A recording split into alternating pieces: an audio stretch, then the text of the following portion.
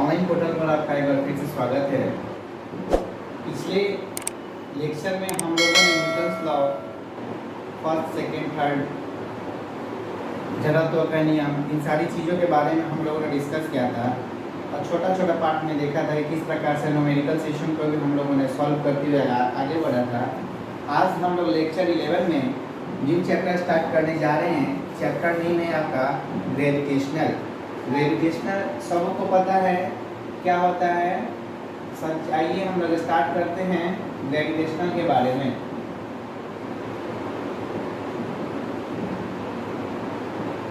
ये type of exam से बहुत ही इंपॉर्टेंट चैप्टर है आपका। हमेशा एग्जाम में यहाँ से कुछ ना कुछ क्वेश्चन आपके आते ही रहते हैं। ये होता है आपका गुरुत्वाकर्षण। सबसे पहले देखिए गुरुत्वाकर्षण है क्या। जिसको गुरुत्वाकर्षण पता है वो भी बताएंगे एक बार फिर से कि एक्चुअली ये होता क्या है। तो सबसे पहले देखिए कि यह जो है एक प्रकार का आपका फोर्स होता है। क्या होता है? तो ये आपका एक प्रकार का फोर्स होता है। सबसे पहले यहाँ पे देखिए हम लिख रहे हैं आपका फोर्स, नेक्स्ट अनदर हम लिखेंगे रेंज और उसके बाद फिर पावर। यहां पे देखिए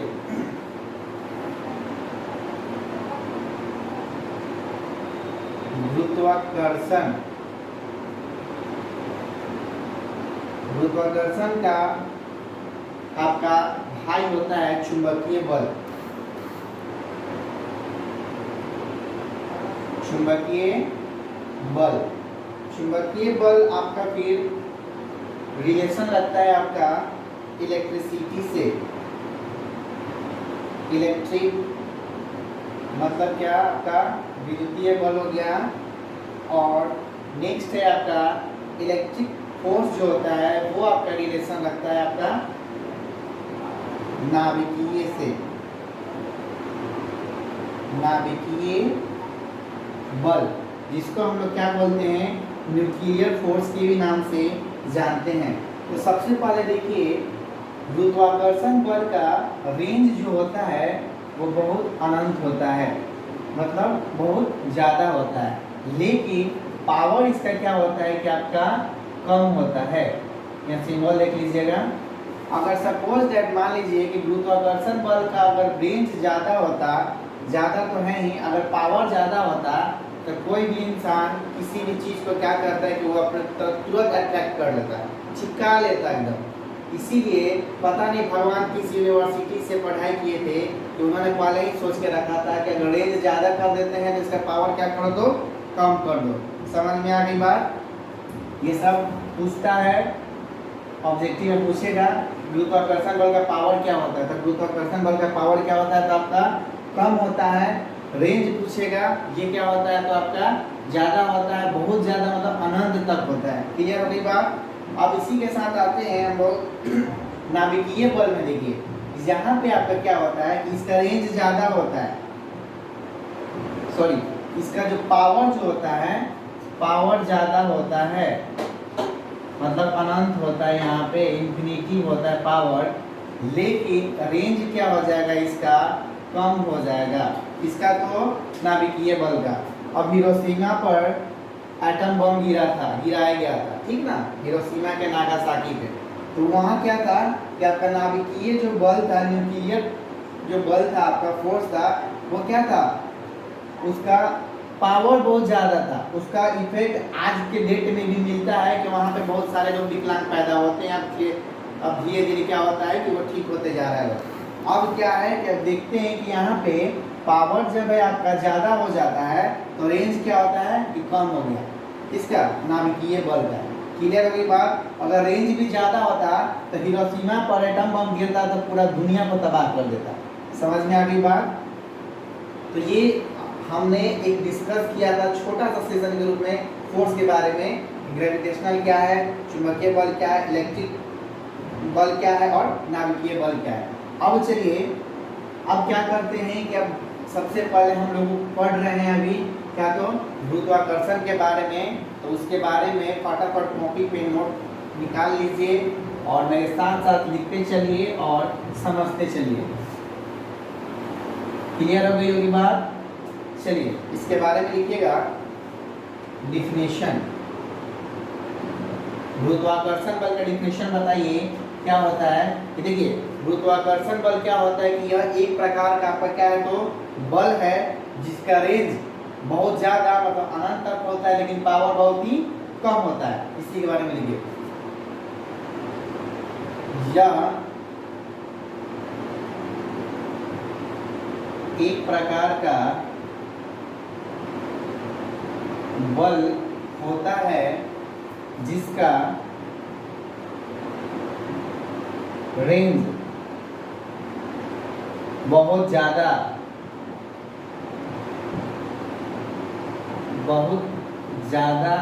या अनंत तक होता है। साफ साफ दिखाई दे रही होगी बोर्ड पे, बहुत ज्यादा या अनंत तक होता है लेकिन इसका पावर कम होता है। लेकिन इसका पावर कम होता है। इसके बाद लिखिएगा इसमें नोट देखिए कि इसका जो खोज था न्यूटन साहब ने, न्यूटन ने 1667, ध्यान से देखिएगा कभी कभी ये पूछ देता है ईस्वी की आपका गुरुत्वाकर्षण बल का खोज कब किया गया था। तो 1667 में इन्होंने इसको खोजा था। न्यूटन ने 1667 ईस्वी में खोज किया था। इसका तो भाई गुरुत्वाकर्षण बल का। गुरुत्वाकर्षण बल समझ में आ गई होगी कि यह एक प्रकार का अट्रैक्टिव बल है। देखिए अर्थ पे हर एक चीज, हर एक ऑब्जेक्ट, चाहे वो लिविंग थिंग्स हो या फिर नॉन लिविंग थिंग्स हो, वो सारे चीज एक दूसरे को अट्रैक्ट कर रहे हैं। ये बोर्ड मुझे अट्रैक्ट कर रहा है, अर्थ मुझे अट्रैक्ट कर रहा है, हम उसको कर रहे हैं, फैन है, टेबल है, बल्ब है, सारी चीज जो है एक दूसरे को आपको क्या करते हैं तो आपको अट्रैक्ट करते हैं। किस बल के कारण अट्रैक्ट करते हैं? यही है आपका ग्रेविटेशनल फोर्स, मतलब गुरुत्वाकर्षण बल। यहाँ पर ध्यान दीजिएगा, ये तो समझ में आ गई। यह एक प्रकार का बल होता है जिसका रेंज बहुत ज्यादा या अनंत तक होता है लेकिन इसका पावर बहुत ही कम होता है। और न्यूटन ने 1667 ईस्वी में इसको खोज किया था। किसका तो खोज? गुरुत्वाकर्षण का। क्लियर हो गई बात? नेक्स्ट अब हम लोग चलते हैं। सबसे पहले यहाँ पे देखिए, इसे कैपिटल जी से सूचित किया जाता है। इसे किसी से इंडिकेट करते हैं तो हम लोग कैपिटल जी से। अब हम लोग देखते हैं यहाँ पे, सपोज दैट मान लीजिए m1 एक ऑब्जेक्ट का मास है और नेक्स्ट क्या है, एक ऑब्जेक्ट क्या है तो आपका m2, और ये एक दूसरे को क्या कर रहा है तो अट्रैक्ट कर रहा है, और दोनों का डिस्टेंस हम लोग ले लेते हैं यहाँ पे तो r। अब होता है यहाँ पे ये दोनों ऑब्जेक्ट जो एक दूसरे को अट्रैक्ट कर रहे हैं तो किस फोर्स के तहत अट्रैक्ट करते हैं? तो जाहिर सी बात है ग्रेविटेशनल फोर्स के द्वारा अट्रैक्ट करते हैं। तो gravitational force is equal to मेरा होता क्या है, यहाँ से देखिए मेरा निकल के आता है एक बराबर हम लोग लिखते हैं कैपिटल जी जो होता है कांस्टेंट वैल्यू होता है। जी का वैल्यू थोड़ी देर बाद बताएंगे, पहले यहाँ पे फॉर्मूला देखिए। एक बराबर होता है capital G into m1 into m2 by r square. Clear हो गई होगी बात? ये आपका ग्रेविटेशनल फोर्स का फॉर्मूला निकल के आता है F बराबर G into m1 into m2 by r square. Clear हो गई? जहाँ पे लिख लीजिएगा वेयर कैपिटल F बराबर लिख लीजिएगा ग्रेविटेशनल फोर्स,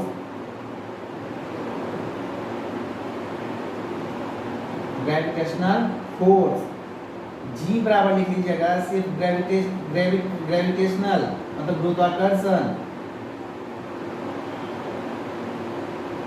नेक्स्ट है m1 लिख लीजिएगा मास ऑफ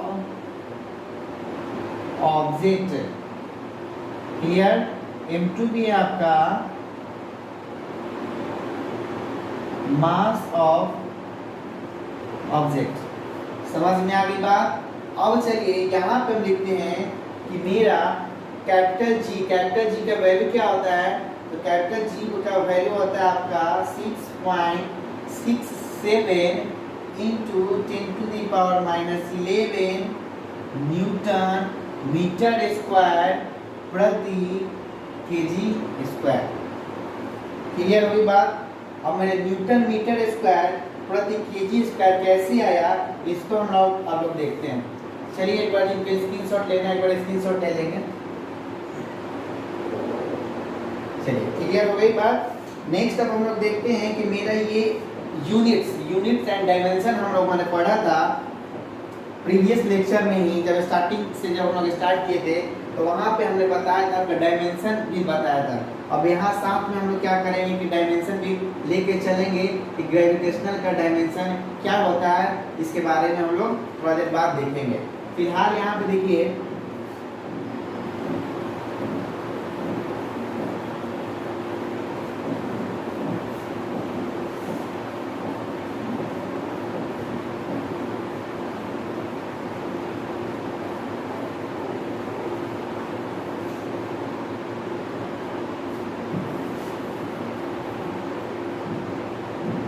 हमने फॉर्मूला आपका लिखा था इफ, यहीं से देखिए, इफ बराबर g into m1 into m2 by are square, जहाँ ये मेरा क्या हो गया, तो आपका दो ऑब्जेक्ट के बीच की दूरी हो गई।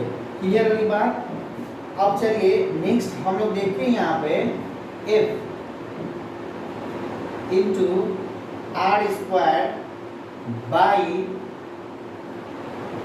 m1 into m2 is equal to capital G का वैल्यू जब याद कर जाइए, एग्जाम में अक्सर पूछा जाता है कि गुरुत्वाकर्षण बल मींस कैपिटल जी का वैल्यू क्या होता है 6.67 × 10⁻⁻11 न्यूटन मीटर स्क्वायर प्रति केजी स्क्वायर। यहाँ पे देखिए फोर्स का यूनिट क्या होता है, तो न्यूटन। क्लियर हो गई बात। अब जो डिस्टेंस होता है, डिस्टेंस क्या होता है, तो हम लोग यहाँ से यहाँ अगर ट्रेवल करते हैं तो मान लीजिए मीटर में ट्रेवल किए, यहाँ से यहाँ तक डिस्टेंस ले लिए या फिर किलोमीटर में ले लिए। समझ में आ गई बात। तो यहाँ पे हम लोग लिखते हैं मीटर, न्यूटन डिस्टेंस पे स्क्वायर है, तो यहाँ पे हम लोग क्या कर देते हैं, तो स्क्वायर दे देते हैं। अब मेरा देखिए मास का यूनिट क्या होता है, तो केजी फर्स्ट ऑब्जेक्ट के लिए, और फिर अनदर सेकेंड ऑब्जेक्ट के लिए भी देखते हैं तो क्या होता है, तो मेरा फिर केजी होता है, जो कि आपका कैपिटल जी। तो यहाँ पर लिख देते हैं कैपिटल जी बराबर क्या होता है, तो न्यूटन मीटर स्क्वायर प्रति, और ये डबल केजी है तो यहाँ पे केजी स्क्वायर कर दें। क्लियर हो गई बात कि किस तरह से ग्रेविटेशनल फोर्स का यूनिट निकाल के आया सामने। अब चलिए अब हम लोग देखते हैं कि यहाँ से ऑब्जेक्टिव किस प्रकार से पूछा जाता है, यहाँ से ऑब्जेक्टिव कैसे आता है उसके बारे में ध्यान दीजिए। यहाँ पे क्या होता है ना, मान लीजिए कि क्वेश्चन पूछ देगा कि किसी ग्रह का द्रव्यमान, ध्यान से देखिएगा, पूछ देगा कि किसी ग्रह का द्रव्यमान 4 गुना कर दिया जाए तो फोर्स क्या होगा। समझ में आ रही बात। क्वेश्चन पूछता है आपका इस टाइप से कि किसी ग्रह का द्रव्यमान या किसी ग्रह का मास 4 गुना कर दिया जाए, 4 गुना कर दिया जाए तो गुरुत्वाकर्षण बल पर क्या प्रभाव होगा। तो गुरुत्वाकर्षण बल पर क्या प्रभाव होगा, तो यहाँ पे कुछ नहीं करना, फॉर्मूला ना वो पता है, बराबर g into m1 into m2 by are square लिख दिए। क्वेश्चन क्या था कि किसी ग्रह का द्रव्यमान क्या होता है, तो 4 गुना कर दिया जाए। 4 गुना क्या, तो मतलब g इंटू, यहाँ पे देखिए ये आपका मास है, इसी को क्या कर दे रहा है तो 4 गुना कर दे रहा है। तो फोर्स कितना हो जाएगा तो फोर्स का तो फॉर्मूला इतना ही ना होता है, F बराबर G into M1 into M2 by are square. ये भी कितना हो जा रहा है तो आपका 4 गुना ही हो जा रहा है। समझ में आ गई बात। तो इस टाइप के क्वेश्चन आपके न्यूमेरिकल सेशन में पूछे जाते हैं। नेक्स्ट पूछ देगा आपसे, हर एक चीज को जो हम बोल रहे हैं, जो ऑब्जेक्टिव या जो न्यूमेरिकल पोर्शन को करवा रहे हैं, ये कहीं ना कहीं एग्जाम में पूछा गया है, उसी को हम लोग यहाँ पे रिवीजन करवा रहे हैं। नेक्स्ट अब क्वेश्चन पूछेगा सेकंड नंबर में, देख लीजिए, पूछ देगा कि दो ग्रह के बीच की दूरी, दो ग्रह की बीच की दूरी, मान लीजिए कि ग्रह मेरा यहाँ है, एक ग्रह मेरा है, और ये इसके जो बीच की दूरी है, जो डिस्टेंस है, वो आपको बोल देगा कि 2 गुना हो जाता है। 2 गुना कर देते हैं तो g का वैल्यू क्या होगा, 2 गुना करने पर g का वैल्यू मतलब g बराबर व्हाट। क्लियर, कुछ नहीं करेंगे यहाँ पे। फिर देखिए बार बार बोलते हैं कि फॉर्मूला को रिपीट करते रहिए, उसको लिखते रहिए। ये मेरा क्या हो गया तो ग्रेविटेशनल फोर्स का फॉर्मूला हो गया। क्वेश्चन क्या था कि किसी ग्रह के दो ग्रहों के बीच की दूरी 2 गुना हो जाती है। एक बराबर हम लोग क्या करते हैं, g into M1 into M2 by are square लिख दिए। तो पूछ रहा है कि अगर किसी 2 ग्रहों के बीच की दूरी को हम लोग 2 गुना कर देते हैं, तो यहाँ पे पूछ रहा है g का वैल्यू, गुरुत्वाकर्षण क्या होगा, ठीक ना, ग्रेविटेशनल क्या होगा, फोर्स नहीं, सिर्फ ग्रेविटेशनल के बारे में बोल रहा है। यहाँ पे हम लोग क्या करेंगे, ये हो गया, हम लोगों ने क्या किया तो 2 गुना कर दिया, क्या तो 2 ग्रहों के बीच की दूरी को। अब नेक्स्ट हम लोग चलते हैं, ये हो गया आपका 4,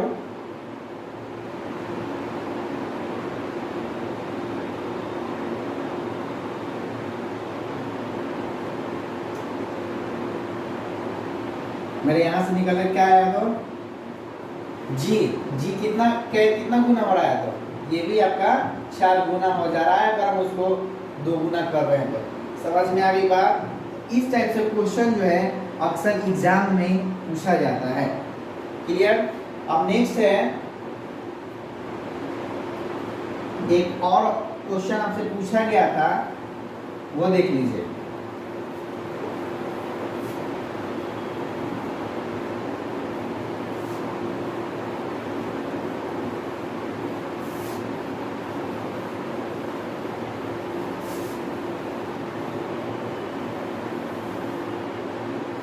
क्वेश्चन था कि आपका 2 ग्रहों का द्रव्यमान, ध्यान से देखिएगा, मैं क्वेश्चन लिख रहा हूं,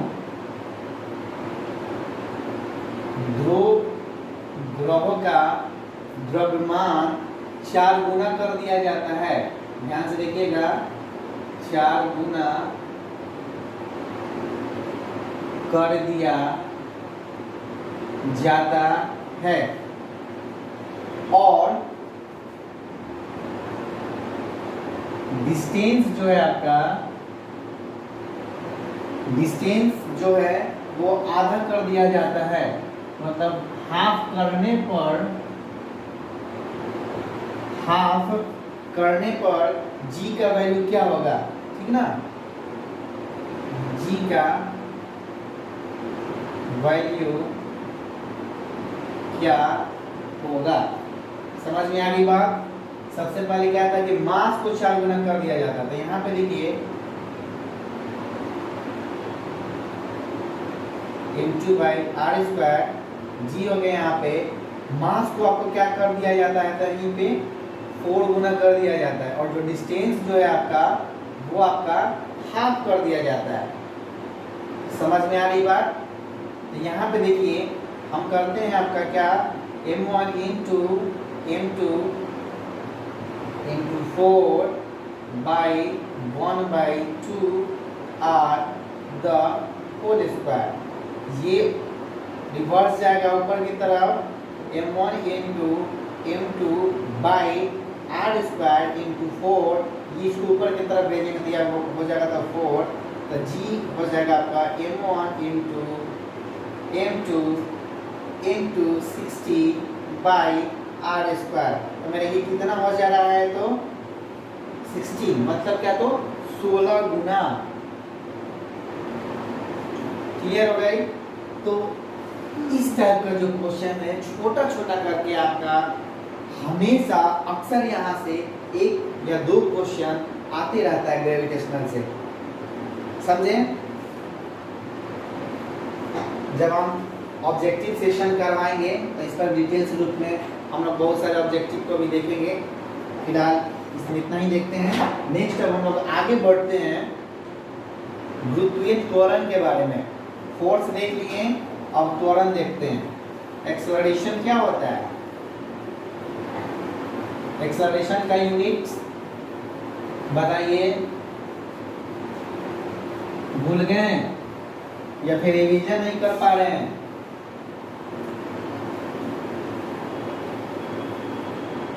मीटर प्रति सेकंड स्क्वायर या किलोमीटर प्रति आवर स्क्वायर, ठीक ना? यह डिपेंड करता है कि आपका डिस्टेंस जो है, डिस्प्लेसमेंट जो है किस चीज में है, मीटर में है या फिर किलोमीटर में है। नेक्स्ट आप देखते हैं हम लोग गुरुत्वीय त्वरण।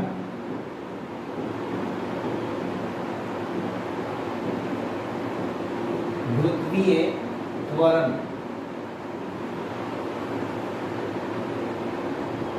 इसके बारे में लिखेंगे। देखिए गुरुत्वीय त्वरण क्या होता है कि सपोज दैट कोई भी अगर ऊपर से वस्तु नीचे की तरफ क्या होता है कि गिरा आता है या उसको फेंका जाता है नीचे की तरफ, तो नीचे की तरफ जैसे ही हम क्या करेंगे कि फेंकेंगे, तो जिस बल के कारण, ठीक ना, ऊपर से हम लोग क्या किए कि नीचे की तरफ फेंके, तो जिस बल के कारण उसमें त्वरण उत्पन्न होता है उसी को हम लोग क्या कहते हैं, तो आपका गुरुत्वीय त्वरण कहते हैं। देखिएगा इसके बारे में कि स्वतंत्रता पूर्वक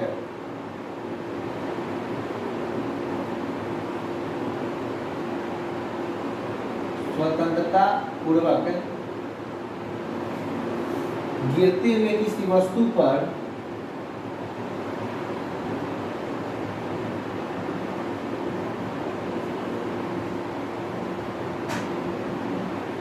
स्वतंत्रतापूर्वक गिरते हुए किसी वस्तु पर गुरुत्वीय बल के कारण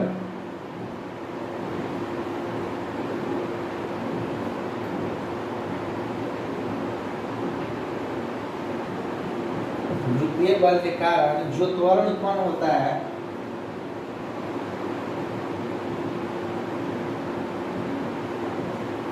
गुरुत्वीय बल के कारण जो त्वरण उत्पन्न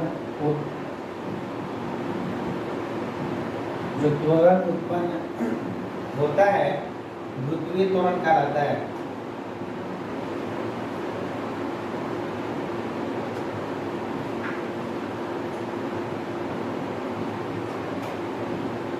गुरुत्वीय त्वरण कहलाता है। इसे देखिएगा स्मॉल जी से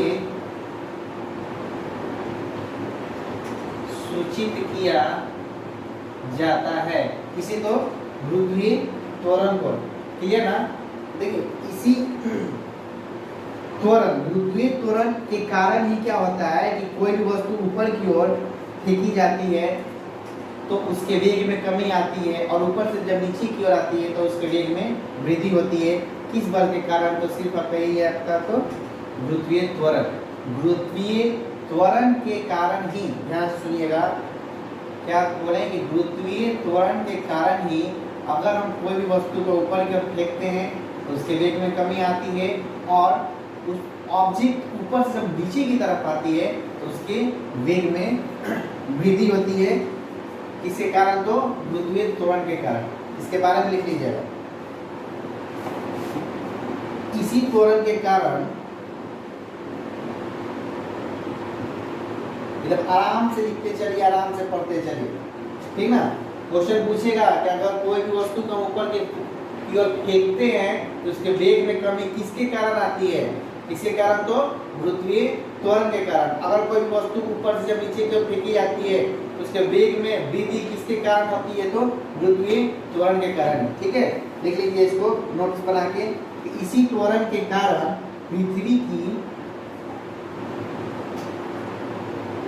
सतह से ऊपर की ओर फेंकी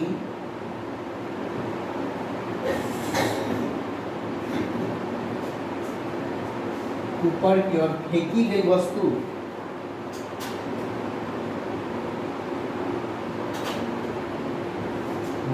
के वेग में कमी और नीचे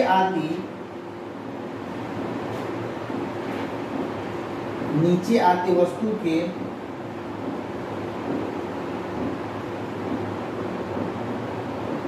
वेग में वृद्धि होती है।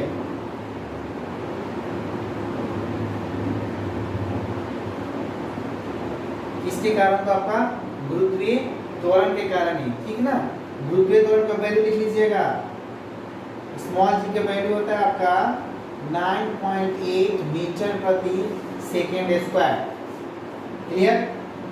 हम लोगों ने एक छोटा सा सेशन के रूप में देखा गुरुत्वीय त्वरण क्या था। इसके बारे में कि अगर कोई भी वस्तु ऊपर से नीचे की ओर गिरती है, मतलब स्वतंत्रता पूर्वक गिरते हुए किसी वस्तु पर गुरुत्वीय बल के कारण जो त्वरण उत्पन्न होता है उसी को हम लोग क्या कहते हैं? तो गुरुत्वीय त्वरण कहते हैं। गुरुत्वीय त्वरण को स्मॉल जी से इंडिकेट करते हैं। इसी त्वरण के कारण पृथ्वी के सतह से ऊपर की ओर जो भी वस्तु को फेंकते हैं उसके वेग में कमी आ जाती है, और जैसे ही वह नीचे की तरफ आती है उसके वेग में वृद्धि होती है। किसके कारण? तो आपका गुरुत्वीय त्वरण के कारण। गुरुत्वीय त्वरण का वैल्यू हमने देखा कि जी बराबर होता है क्या? तो 9.8 मीटर प्रति सेकेंड स्क्वायर। क्लियर हो गई? नेक्स्ट अब हम लोग चलते हैं कि कैपिटल जी और स्मॉल जी में क्या रिलेशन है उसके बारे में, ठीक ना। गुरुत्वाकर्षण फोर्स और गुरुत्वीय त्वरण में क्या रिलेशन है उसके बारे में हम लोग अब देखते हैं आगे।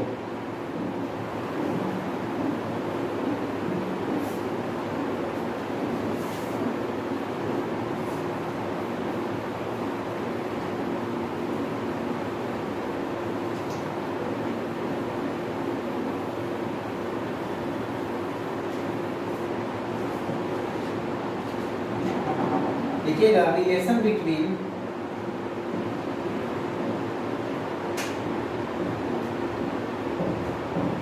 Capital G and small G. Capital G और स्मॉल जी में क्या रिलेशन है उसके बारे में हम लोग देखते हैं। सबसे पहले यहाँ ध्यान दीजिएगा फॉर्मूला क्या होता है ग्रेविटेशनल फोर्स का। एक बराबर होता है आपका G into m1 into m2 by are square. Clear हो गई बात? ये मेरा क्या हो गया? तो फॉर्मूला जो भी थोड़ा देर पहले मैंने बोर्ड पे लिखा और आप लोगों को याद भी करवाया। अब चलिए according to Newton second law, Newton second law के अनुसार हम लोगों ने क्या लिखा था कि एक बराबर ए में एक, हम लोगों ने वहां पर फॉर्मूला फोर्स का पढ़ा था क्या? तो एक बराबर ए में, इसलिए वहां ए बराबर ए में लिखा था कि वहां जो था फोर्स लग रहा था ड्यू टू एक्सेलरेशन, ठीक ना। किसके कारण? तो त्वरण के कारण फोर्स उत्पन्न हो रहा था। क्लियर ना? लेकिन यहाँ पे फोर्स जो उत्पन्न हो रहा था किसके कारण? तो गुरुत्वीय त्वरण, मतलब कि ड्यू टू ग्रेविटेशनल, ठीक है, सॉरी गुरुत्वीय त्वरण के कारण यहाँ पे क्या हो रहा था? फोर्स उत्पन्न हो रहा है। कहाँ पे? ग्रेविटेशनल में, ठीक ना। तो यहाँ पे एक बराबर एम में है, तो यहाँ पे हम लोग एक बराबर क्या लिखेंगे? तो एम जी लिख दिए। क्लियर?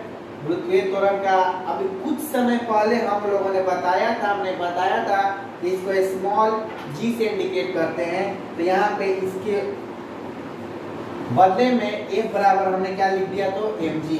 समझते चलिएगा, नहीं समझ में आए दोबारा रिपीट करके बोलिएगा, हम उसको समझाने की कोशिश करेंगे। नेक्स्ट अब देखते हैं एक बराबर एम जी लिख दिए, कुछ नहीं करेंगे, फिर यहाँ पे M G into m1 into m2 by are square. समझ में आ गई बात? अब चलिए अब हम लोग आगे बढ़ते हैं।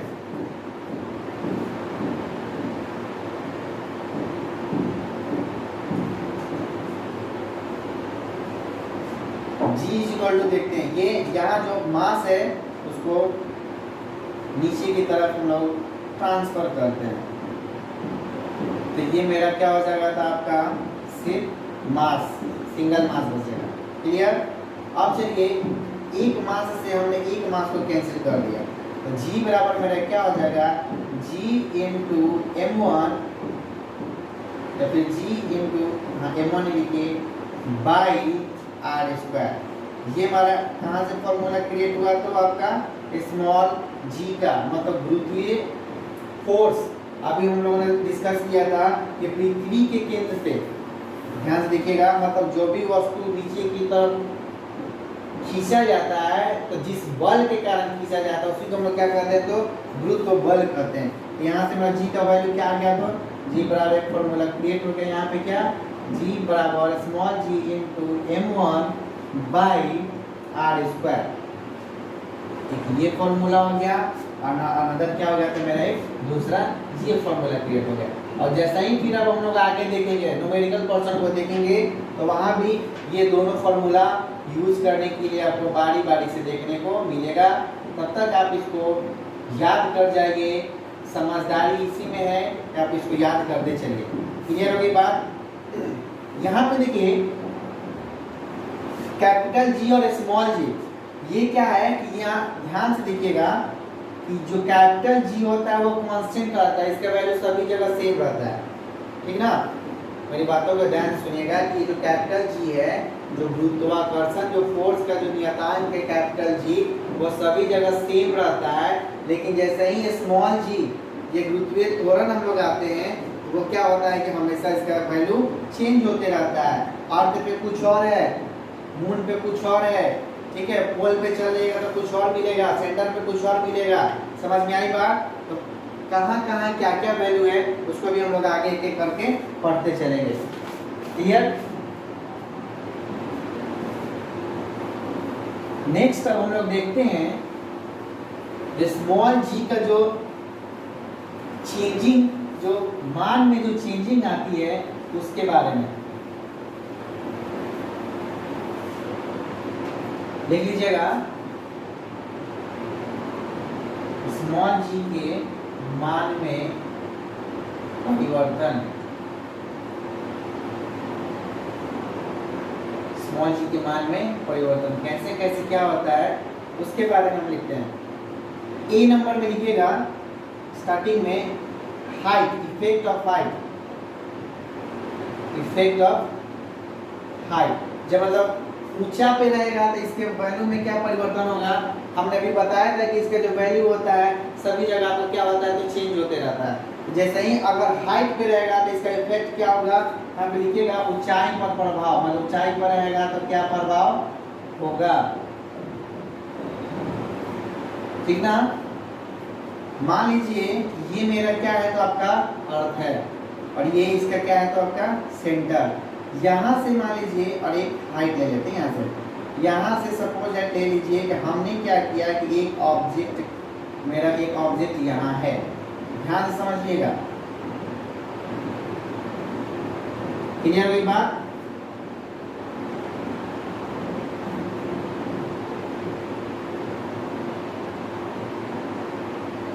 मेरा एक ऑब्जेक्ट है यहाँ पे। अब इसको हम क्या करते हैं कि नीचे की ओर गिराते हैं। देखिए हम क्या करते हैं कि यहाँ से इसको फिर यहाँ नीचे की ओर, ऊपर से नीचे की ओर गिराते हैं। तो जैसे ही गिराएंगे तो देखिए एक रेड सेंटर यहाँ पे अर्थ का, तो यहाँ पे इसका क्या हो जाएगा, तो रेडियस हो गया। और रेडियस से जैसे इस पार्ट पे देखिए यहाँ से यहाँ क्या हो गया था, आपका रेडियस हो गया। और यहाँ से यहाँ तक इसका हो गया, तो क्या हो गया था, आपका हाइट हो गया। क्लियर ना। आओ चलिए फॉर्मूला हम लोगों ने क्या पढ़ा था कि F बराबर G into M1 M2 by are square, यही था ना। तो यहाँ से F बराबर mg करके हमने देखा था G into M1 M2 by are square. M को एक ट्रांसफर करेंगे यहाँ पे,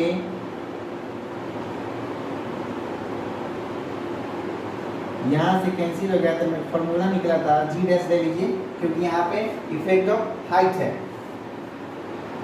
G into M1 by are square. अब यहाँ पे देखिए जो मेरा डिस्टेंस है, एक तो डिस्टेंस यहाँ से यहाँ और दूसरा क्या है कि ऑब्जेक्ट का डिस्टेंस होता है यहाँ से यहाँ, ये दोनों में जाकर कुल क्या होगा तो ऐड हो जाएगा मेरा g into m1 by r plus h the whole square. समझ में आ गई बात?